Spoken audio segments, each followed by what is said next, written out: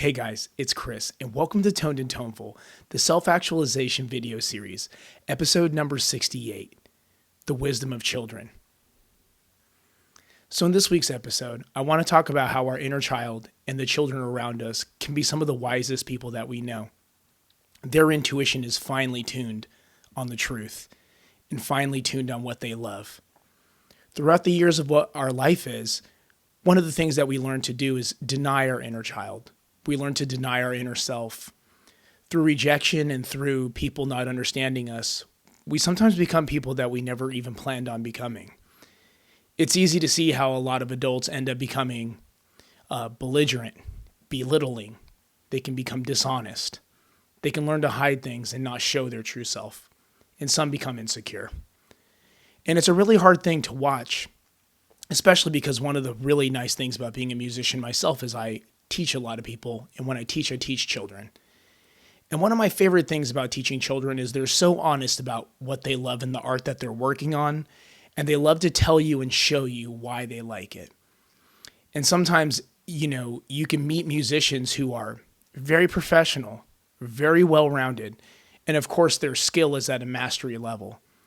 But they still can't tell you why they enjoy something, or they speak in very complicated, very poetic ways that sometimes never lead to you really understanding what they like about what they like. This could be a protective mechanism, or this could be, the dense nature of being a musician and building upon what you once knew to make it a more complex type of explanation and a more complex type of music. But if we could remember our inner child, and if we could remember that children around us, they tell the truth almost under all circumstances for the most part, we can learn a little something from them. We could take away something from that nature and combine it with what we know now to create something even more powerful, a more powerful message in our music, and maybe even a more powerful version of ourselves because we're not denying ourselves anymore. So in this episode, I really wanted to go over a couple of the little things that I noticed that children do that maybe sometimes adults have a harder time explaining or have a harder time being at comfort with. The first thing, they know their origins. Like in the last week episode when we talked about having, craft over the business and how many people end up trying to create business out of what they're doing in music or in art. A young child, when they first start doing art or they first start working on music, are very attuned to what they like. This could be the colors that they're using in a painting, and they just really love blue. They really love green. And maybe they haven't learned to balance that color out yet, but they just know they love it. They want to utilize it in many different fashions in order to create their pieces. Just as well as maybe a certain type of chord or a certain type of sound that is made by an instrument that a young child loves, that when they play guitar, maybe it's the distortion sound they like. Maybe it's a certain part of the guitar that is higher on the neck or lower on the neck. Or maybe it's the piano very far apart. But no matter what it is that they're looking at, and no matter what it is that they're playing with, they're very earnest about explaining that to you and showing it to you. And that's something that makes it very, very touching.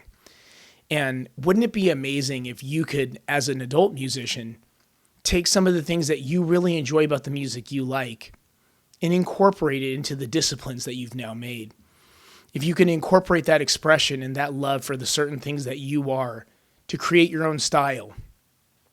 One of the things that I notice about a lot of musicians who become more masterful in their technique and become more masterful in their harmony is no matter what they're doing, they lose the original child in them because they feel that that child is incomplete, or they feel that that child doesn't really understand what they understand now. So they push away the child in them to accept more complexity. But in the complexity, many people end up wanting to become, a jack of all trades.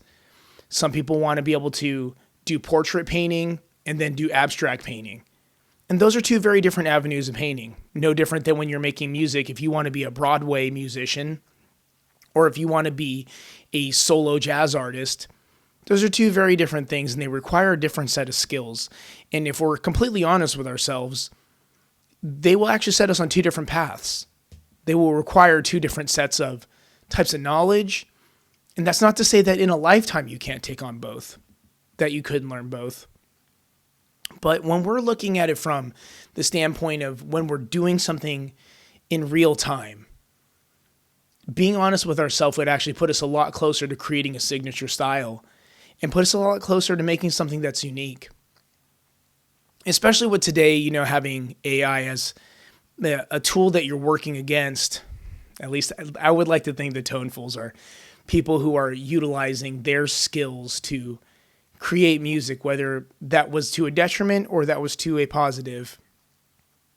Looking at AI is something that I've always felt that, it has its place in the world, but it's definitely, I would prefer that it wouldn't be an art. So if we can actually come to describing what we like and having the origin of what we feel, we could be a lot more in tune with that. And being in tune with that means that we're happy to show people, we're happy to explain that, and we're happy to be able to join in to the artistic discussion from a standpoint that we're excited. One of the other things that I really love about children and teaching them is they don't mind being obsessed.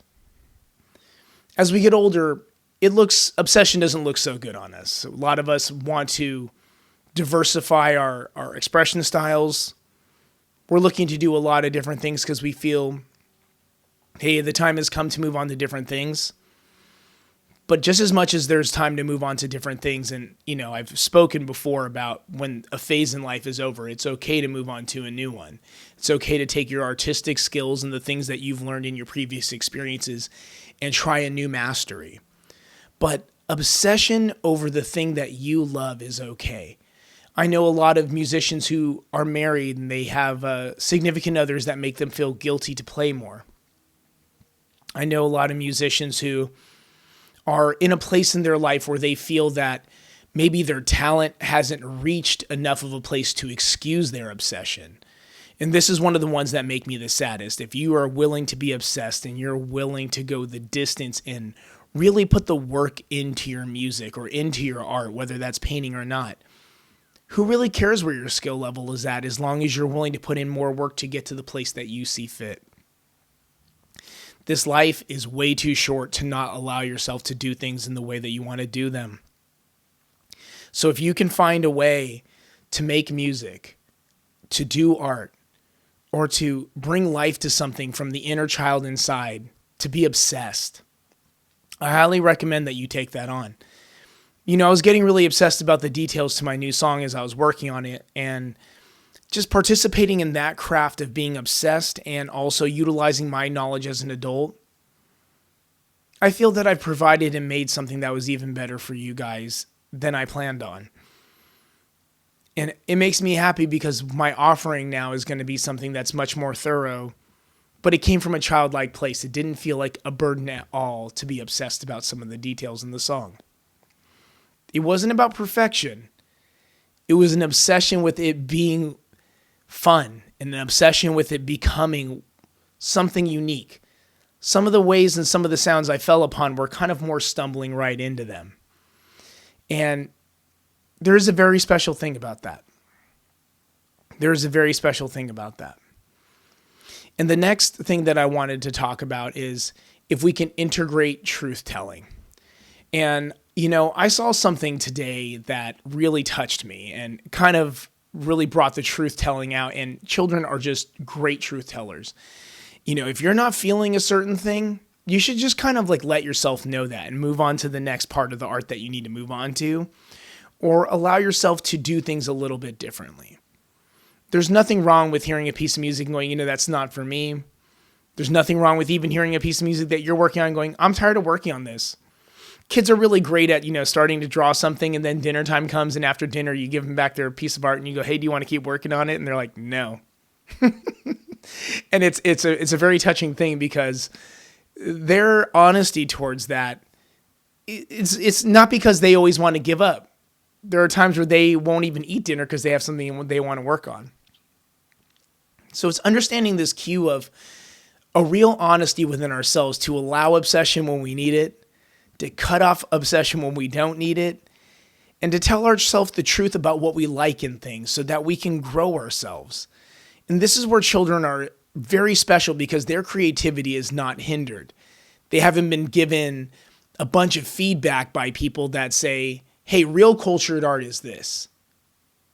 Or they haven't been told that it's not okay to feel this way about your art. And that mindset is something that we can carry into our music, though maybe we're not going to be able to express that like a child does, obviously as an adult, as a professional in your industry, wherever you are in your art industry. You're going to have to present that still as the person you are. But to remember that origin and remember the things that really drive you and to not lose sight of that. That is something that I think any of us can find and be incredibly lucky. Because our inner musician and the inner artist that's inside of us is actually somebody who has developed since we were a child, because it's part of our storytelling, it's part of our communication. There are going to be people who are going to be sensitive communicators, and you might notice that, maybe someone like John Mayer writes a bunch of love songs and is very articulate with his words in a way that you can tell he's kind of walking the maze of life. Whereas somebody like Yngwie Malmsteen might be like, more is more. And he's just kind of saying stuff. And he's got a lot to say about all his stories. He's really, all the details are there. And they're crammed in. But neither one of those expressions are wrong. And when you hear John Mayer talk about himself, he does speak of the young John Mayer. And when you hear Yngwie Malmsteen talk about himself, he does talk about young Yngwie Malmsteen playing guitar and how he came about to the person he is.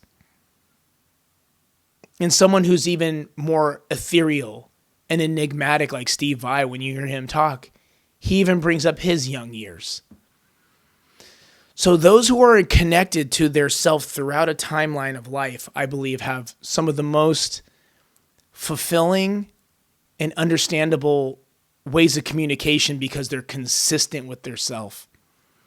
And that's why I wanted to bring up this subject this week, because I just think it's incredibly important that we don't lose who we are in the process of becoming a more complex, a more learned, and a more masterful musician. There's nothing wrong with becoming that level, an artist as well. There's nothing wrong with becoming that, but losing who you are in that process, I think, is our ultimate fail. Not because we didn't gain the mastery or we didn't gain the professionalism, but maybe because we lost something that we should all hope to keep forever. So I want to thank you guys for listening to video episode number 68, The Wisdom of Children. And I look forward to seeing you guys next week. Everyone's at NAMM. I hope you guys are enjoying yourselves. If you made it to this point in the video, write the word NAMM, NAMM. And I'm just really happy to hear that you guys are all out there having fun. And I look forward to seeing you guys next year out there. And from this point, I just want to thank you guys for watching this episode, number 68, The Wisdom of Children. And above all else, stay toned and toneful.